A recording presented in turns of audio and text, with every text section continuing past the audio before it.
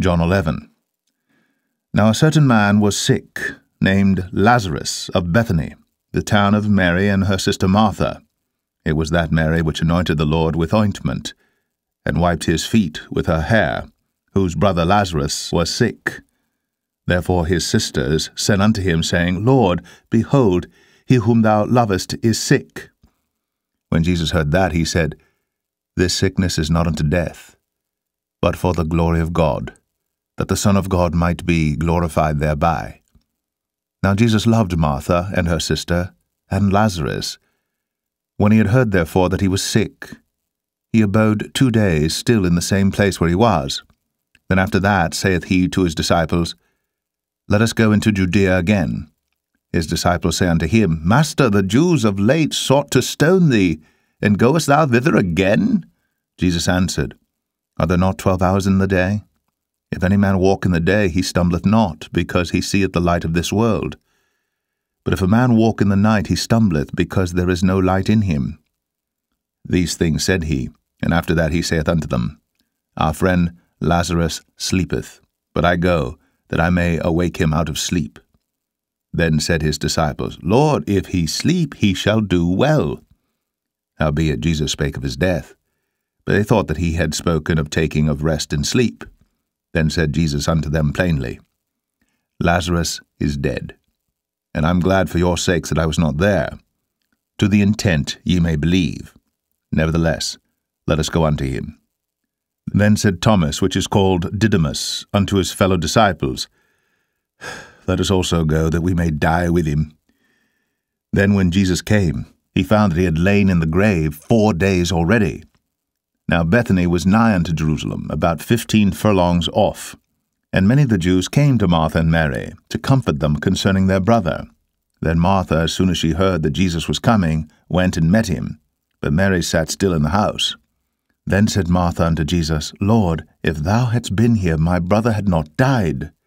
But I know that even now, whatsoever thou wilt ask of God, God will give it thee. Jesus saith unto her, Thy brother shall rise again. Martha saith unto him, I know that he shall rise again in the resurrection at the last day. Jesus said unto her, I am the resurrection and the life.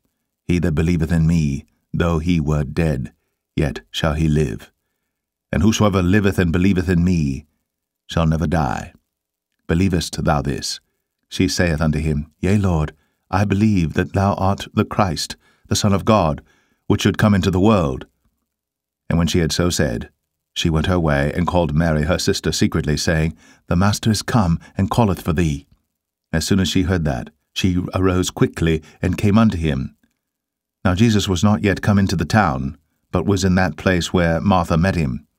The Jews then which were with her in the house, and comforted her, when they saw Mary, that she rose up hastily and went out, followed her, saying, She goeth unto the grave to weep there. Then when Mary was come where Jesus was, and saw him, she fell down at his feet, saying unto him, Lord, if thou hadst been here, my brother had not died. When Jesus therefore saw her weeping, and the Jews also weeping which came with her, he groaned in the spirit, and was troubled, and said, Where have ye laid him? They said unto him, Lord, come and see. Jesus wept. Then said the Jews, Behold, how he loved him. And some of them said, Could not this man which opened the eyes of the blind have caused that even this man should not have died? Jesus therefore again groaning in himself cometh to the grave. It was a cave, and a stone lay upon it.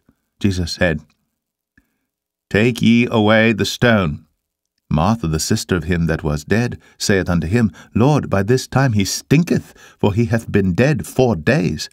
Jesus saith unto her, Said I not unto thee that, if thou wouldst believe, thou shouldst see the glory of God? Then they took away the stone from the place where the dead was laid. And Jesus lifted up his eyes and said, Father, I thank thee that thou hast heard me. And I knew that thou hearest me always. But because of the people which stand by, I said it, that they may believe that thou hast sent me. And when he thus had spoken, he cried with a loud voice, Lazarus, come forth! And he that was dead came forth, bound hand and foot with grave clothes, and his face was bound about with a napkin. Jesus saith unto him, Loose him, and let him go. Then many of the Jews which came to Mary, and had seen the things which Jesus did, believed on him. But some of them went their ways to the Pharisees, and told them what things Jesus had done.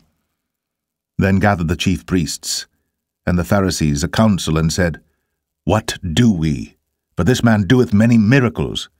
If we let him thus alone, all men will believe on him, and the Romans shall come and take away both our place and nation. And one of them, named Caiaphas, being the high priest that same year, said unto them, Ye know nothing at all, nor consider that it is expedient for us that one man should die for the people, and that the whole nation perish not.